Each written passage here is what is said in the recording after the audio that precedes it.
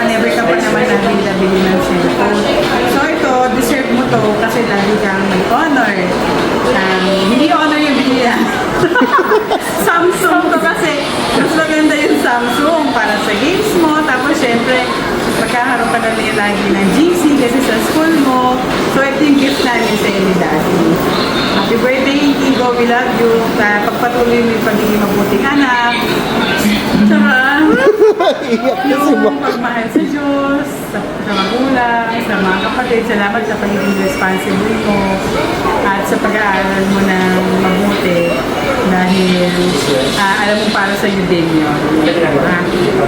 You're the best, my middle child. I love you and happy birthday. So, buksan na natin. Buksan na natin, ma'am.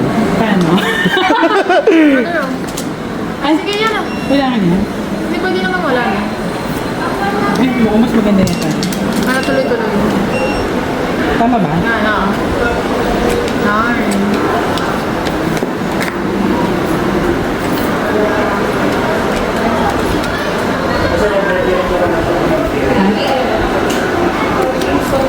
Sinigo kasi yan, yung anak ng lagi ng second hand naman ako. Pero okay lang. So, ito na, Inigo! Anong color? Ay, tingnan na baliktad. Ayan ba, ganyan? Wow! Kaso ayoko siyang tanggalin sa ganun. Okay lang yun. Oh, sige, ma'am. Kasi siya sana yung magaganon-ganon. Warranty naman po yan. Tignan lang natin kung may gas-gas, ma'am. Paano? Yan na. Check lang Okay natin. na, wala naman. Ito kasi, ma'am. Sige, okay. Mas mataas.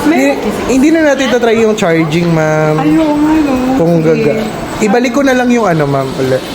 Kasi hindi na Yan. siya madikit na. Oh, basta, hindi ko ubuhusan to echos.